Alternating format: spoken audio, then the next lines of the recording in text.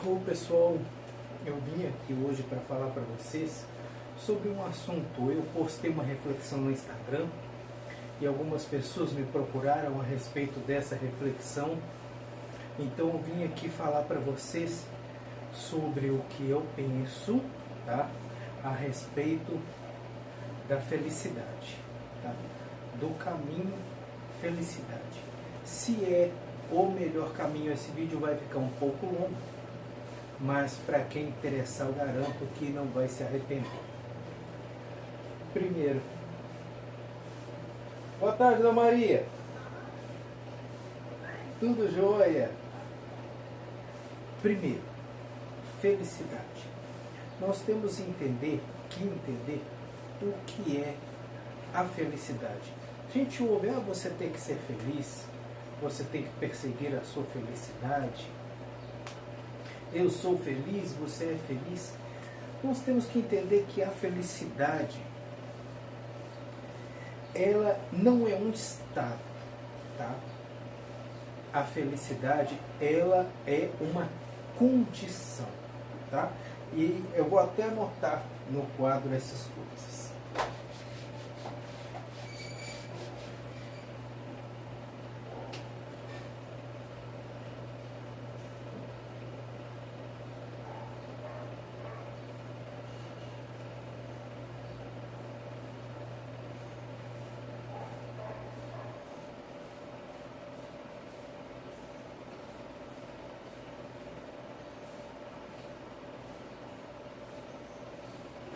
Felicidade, ela é uma condição. E como condição, ela exige alguns fatores para ela existir. Nesse mundo em que vivemos, muito da felicidade está relacionado a algumas coisas básicas. Primeiro, ao materialismo, à quantidade de posses que a gente tem, ao amor, a estar acompanhado por alguém que nos faz bem, à saúde, estar em perfeitas condições fisiológicas. Então é uma condição. E como uma condição, ela apresenta instabilidade quando esses fatores são variáveis.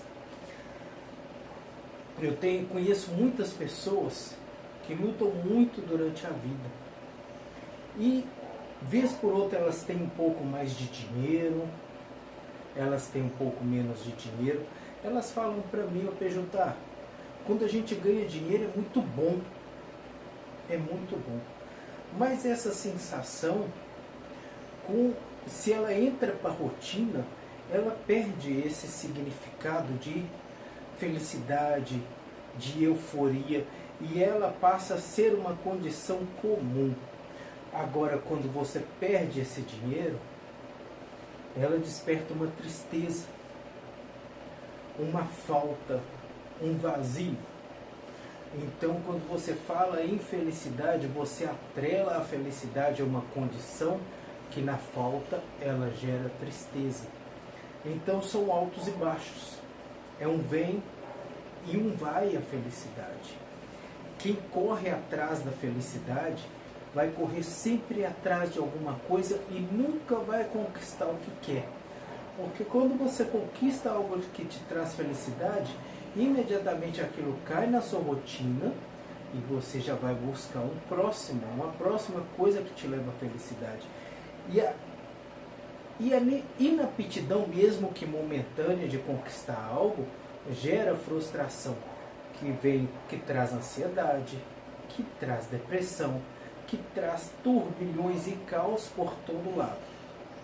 Então a pessoa que busca incessantemente a felicidade, ela está numa busca infinita por algo que ela não vai ter plenamente. Porque a felicidade é uma condição, a felicidade está pendurada em fatores que, se não existir, a felicidade em si não existe. Tá? O que é muito diferente da pessoa estar em paz. Tá? A paz, diferente de condição, a paz é um estado.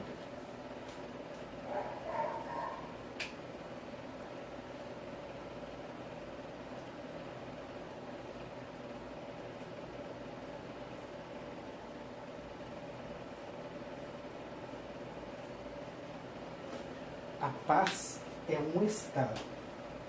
E como um estado de ser, ela é muito resistente a variações.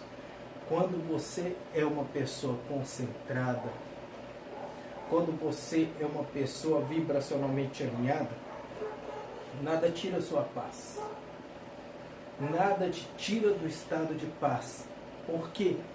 Porque a paz, ela está ligada a algumas palavrinhas. Eu vou colocar aqui no quadro.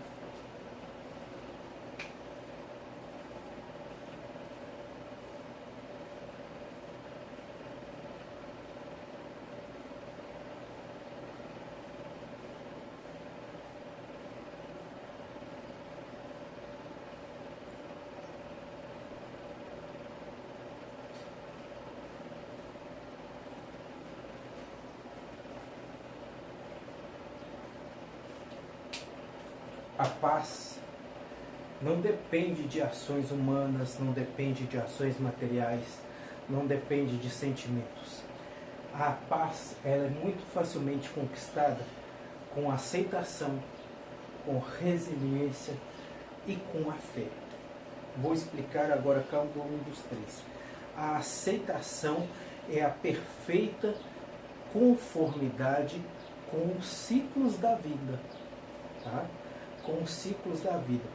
Os ciclos da vida, eles estão alinhados com o ter e com o não ter, com o existir e com o não existir, com o possuir e com o não possuir.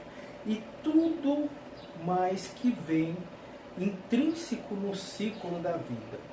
Então, quando você aceita o ciclo da vida, você não espera nem o sim nem o não.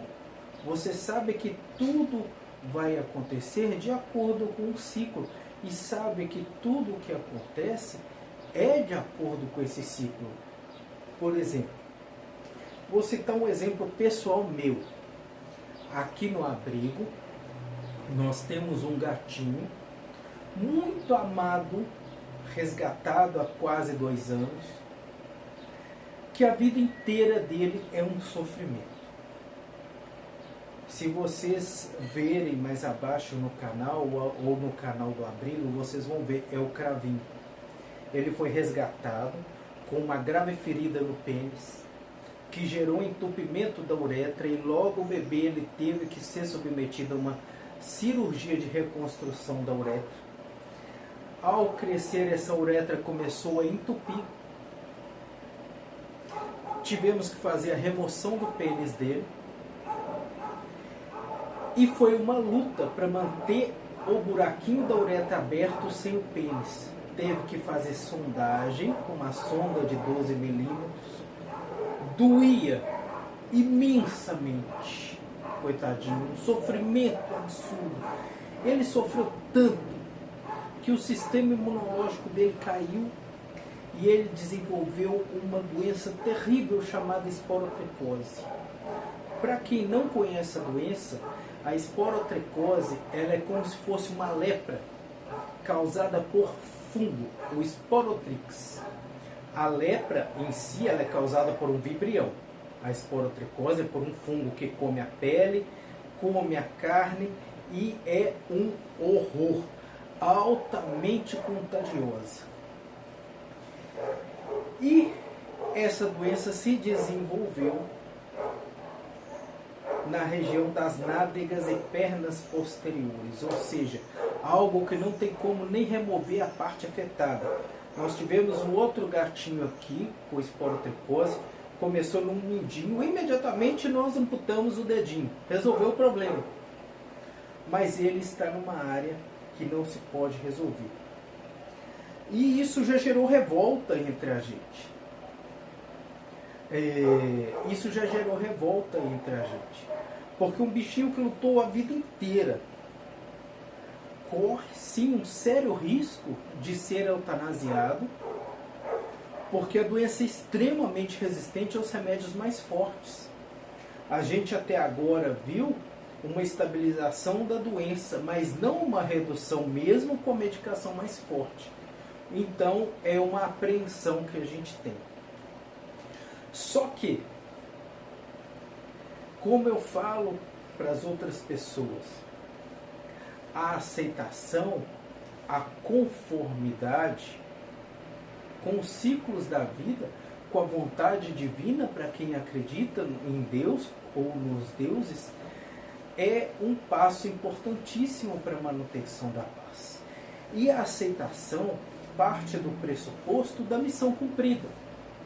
Nós fizemos tudo e estamos fazendo tudo para salvar o cravinho.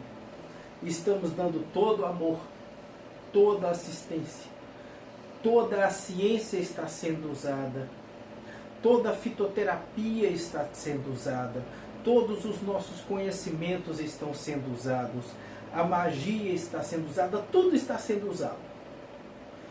Pode dar certo? Pode. Pode não dar? Pode. Isso depende do ciclo do destino dele.